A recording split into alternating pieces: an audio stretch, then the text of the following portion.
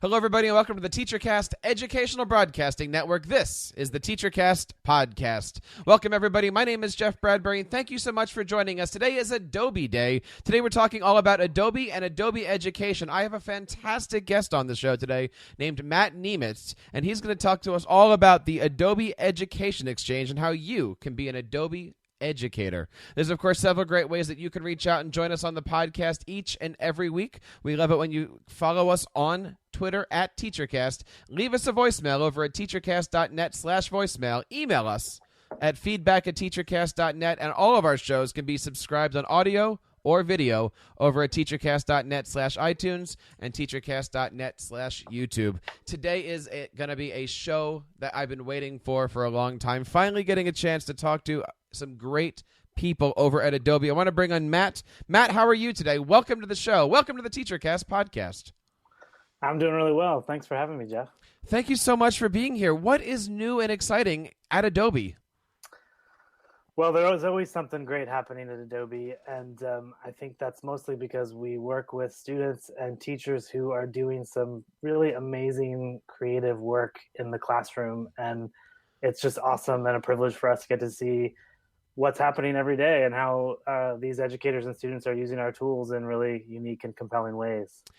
And Adobe in the last couple of years has gone through a transformation. We used to think of Adobe, and even I remember a couple of years ago, I bought my copy of CS4 and CS5, and it came on these discs. And now Adobe has made it not only affordable, but it has a great solution for schools, teachers, students, anybody to have all that data, all those applications cloud-based. That's right. The Creative Cloud really opens up access to a lot of people that maybe couldn't afford Adobe software in the past. And I think the best part about it is that it keeps everyone up to date on the absolute latest versions of what is really the industry standard software for graphic design and video production and web design and animation and all kinds of other photography, obviously all kinds of other creative fields. And on top of that, there's all kinds of really cool online services, things like Behance, where educators and students and creative professionals can be a part of a creative community there. And all these cool syncing file storage and libraries and more than we can talk about here. But the Creative Cloud ecosystem is pretty incredible and our customers love it. Now, there's a lot of school districts that are out there using the Creative Cloud. I just have to ask you, what types of things are you seeing school districts, teachers, and most importantly, students doing with applications like Photoshop and Premiere and all those great solutions that Adobe has to offer? I mean, they're doing everything that our creative professionals are doing. So we see the use cases across the spectrum from the career and technical education space where students are really learning how to be the next generation of graphic designers or video production specialists or digital media experts.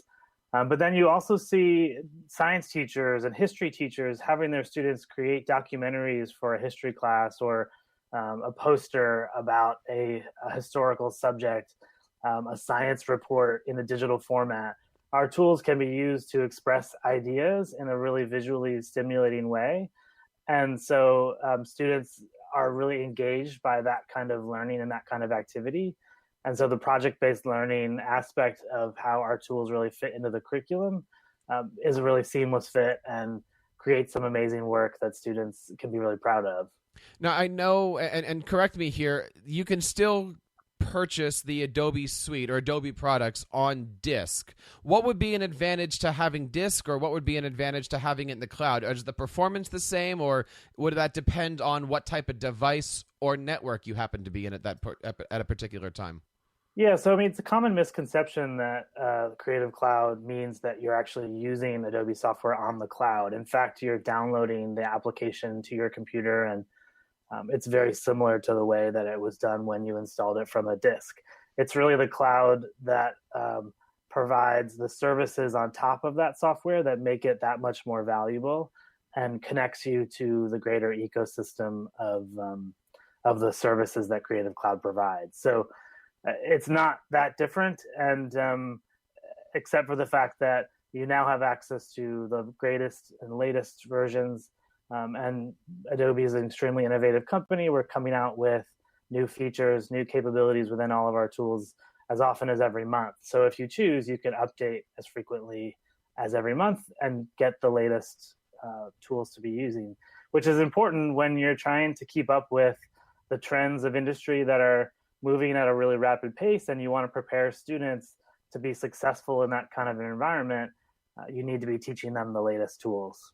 We're talking today about Adobe Education Exchange, and this is really a great spot here where teachers can come to learn different ways of using Adobe products, different techniques. There's a huge community of over 271,000 members. And talk to us a little bit about this. I know you're the guy that came up with this concept of the Education Exchange. How did this whole thing come about? Yeah, it's the Education Exchange is something that we're really proud of at Adobe, and it's really was born out of a desire to be able to provide the level of support to educators that we felt like they deserved. And we know that there are educators doing incredible things in their classroom. They're teaching in really innovative ways, and we wanted to give them a platform to share that. At the same time, we really wanted to provide a broad diversity of learning and teaching materials that meet the needs of educators across the spectrum of how they're using Adobe software in the classroom. And so doing this work at scale just is incredible to see how educators are really differentiating themselves, showing the work that they're doing in a really amazing way. And we're able to leverage the power of the community to provide that support to, like you said, 270,000 plus educators all over the world. And this really helps further our mission of integrating creativity into the classroom, of providing lots of different pathways for how to make that happen, using Adobe tools in that process, and making sure that teachers have the resources, the support, and the materials to be comfortable in that process. So it's been a huge success story, something, like I said, that we are incredibly proud of. We started it in 2010, and it's grown like crazy since then. And we are continuing to make it a more and more amazing place to be, with more and more new opportunities to learn, ways to connect with others, better materials for teaching Adobe software in the classroom, and just expanded ways to collaborate with other educators who are interested in these same types of things. Well, I want to pick up on a few words that you just said. You had said resources and discussions. And if we take a look just at your live website right now, which is edx.adobe.com, we are seeing here over 8,000 individual resources here. But the thing that gets me here is it says 164 resources added recently. And I just kind of scrolled down and I saw many of them were made like yesterday and the day before. This is completely an amazing thing. And did you mention the cost to join this system? I thank you for reminding me, but it is 100% free, and it will always be free. It's free to join, and all the content on the site is free to access and use. So that is a huge benefit, obviously, for our customers and educators out there who are, either dipping a toe in the water of Adobe and trying to see what they can do and using this resource to learn more about the options, or they are a power user and they just want to find out the latest and greatest new ways of using Adobe in their classroom. So it's awesome that it's free, and we are 100% committed to keeping it that way. I like that quote from Adobe. It's awesome that it's free. That is good. And a lot of this is coming up. Look, I've been an Adobe fanboy for a while now, and we all out there know there's a certain professional training website company out there that does specialize in products like Adobe, and it's expensive. But when I'm looking at a site like this and I'm seeing Adobe's Creative Cloud 2015, and I'm seeing 675 comments on one thread, that is community-driven professional development. Speaking of which, I kind of want to just go through here a little bit. Maybe you can walk us through here.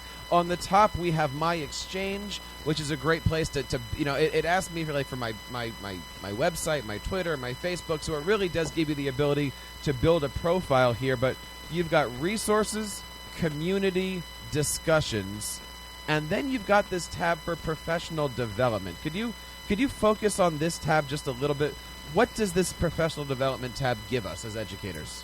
Yeah, it's actually a really great place to start because we know that educators, the first thing that they really want to do with Adobe software is learn how to use it. They want to be comfortable enough where they can teach their students and direct their students on using it in creating projects. And so we provide lots of different ways to learn. And so we have courses, which are essentially MOOCs, massive open online courses. We have thousands of educators joining each of these courses, and they're over a set period of time, and they're created by teachers. So we work with teachers to develop the content, and they're targeted towards essentially, most of them are about 5 weeks, and you spend time learning the tools yourself and creating digital media, but then all within the context of applying that knowledge and understanding how to use that in the teaching context. So this is really like by professional development that's by teachers for teachers. And like I said, we've had thousands of people join these courses and create amazing work themselves, and then use that knowledge to teach their students how to create similarly amazing work. The other options we have webinars, so 30 minutes to an hour live webinars that happen, at least once a month, usually more than that. And then we have on-demand workshops, which are self-paced and can be completed, at any time, 24 hours a day, 7 days a week. For those teachers that can't join during a specific 5-week period, they can learn through the workshops on their own time. So we really wanted to provide different ways of learning, different models for delivering the content that's largely the same across the 3 different options. One of the tabs on here you have is Adobe Education Trainer. Could you talk a little bit about that project and what somebody needs to do to apply to be an Adobe Education Trainer? Sure. Yeah, so the Education Trainer program is essentially our program that helps us scale the face-to-face training that we can offer on campuses at schools across the country, across the world. And so I mentioned those 3 other formats of professional development, but we know that face-to-face training is still something that is very common and popular and a great way of learning. And without the resources to train thousands of people ourselves, we wanted to do that at scale. And so we basically train our Adobe Education trainers to deliver really high quality professional development sessions that meet our standards of essentially focusing on creativity in the classroom and the importance of that, and how to get students to, like I said before, express their ideas in a really visually compelling way. And so the Train the Trainer program is again free for anyone to participate in. There's some requirements in the sense that they have to take a course themselves, and that's all online on the Education Exchange. They enroll in the course, they complete the coursework, there's assignments, there's collaborative nature to that course where educators are commenting on other people's assignments, giving their fellow classmates feedback, and participating in discussions, attending weekly sessions where there's discussions and more interactivity. And then once they complete that course, they are a certified Adobe Education Trainer, and they're given a toolkit of resources to help them deliver that training session that they designed throughout the course, the Education Trainer course. So it's an awesome program. We have, I think, something like 1,500 educators that have gone through it already and that are out in classrooms, in schools, actively training other teachers and students. And it's been an awesome way for us to scale, to scale up the training that we can provide for Adobe Education. So, Matt, I got to ask you the tough question here. Is that okay? What is your favorite Adobe tool and why? Well, I have a fondness for InDesign, I think. And partly that's because way back when, before I worked at Adobe, I was working for a science education organization and created posters in InDesign that highlighted scientific concepts for the classroom. And so I love InDesign. I think it's really cool, all the stuff that you can do, but it's a close first. I mean, it's close sorry, let me start over again. It is only slightly ahead of Illustrator in terms of my favorite Adobe tools, I would say. Many people look at Adobe and they say, oh my goodness, the cost. But I really want you to talk a little bit about here the value that it brings education, and the fact that if you are an educator or a school district, you can really get this at a pretty decent price to be able to bring in to make your lessons to use. And Adobe for Education really is teacher friendly. That's right. And I think it goes back to what I said earlier about preparing students for successful careers.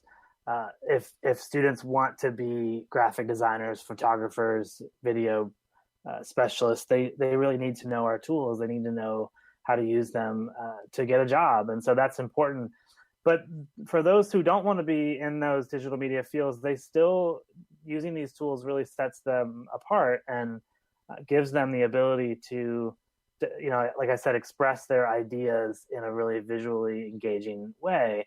And more you're seeing that kind of a skill required in job descriptions from, lawyers to doctors to businessmen or women. I mean, it's really a skill that's becoming more and more in demand. So the value that we provide is having these industry standard tools, and then the Education Exchange on top of that really makes sure that educators and students are successful with the software, and they achieve those outcomes that we really want to see from them and that we know are really valuable. So we think that justifies the cost that we provide. And like you said, we work really hard to make it as affordable as possible for education. And because we know that that's the future. Our students are the future, and we want to see them be successful. The website that you want to turn to is adobe.com/education, and they've got a great layout here for students, teachers, administrators. I want to zoom in right here. $19 a month, $20 a month for teachers. You can't go wrong. That's one cup of coffee these days, right?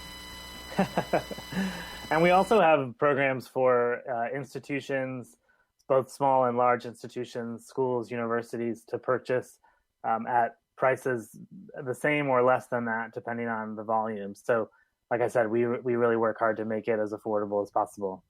Matt, I think it's a great product. I love the fact that the Education Exchange is free. Let me bring this up one last time. It is EDEX for Education Exchange, edex.adobe.com. Check it out. It is a free subscription. You can get onto it. You can spend hours on this thing learning how to find projects, how to help your curriculum, write your curriculum, get into the community here. Matt, it's pretty amazing. Where do you see this going, or where does Adobe think this is going to be in 5 years? Yeah, that's a great question. We're working constantly to develop the platform further and make it even more valuable. And there's a couple areas that we're focused on, especially over the next, I would say, 12 to 18 months.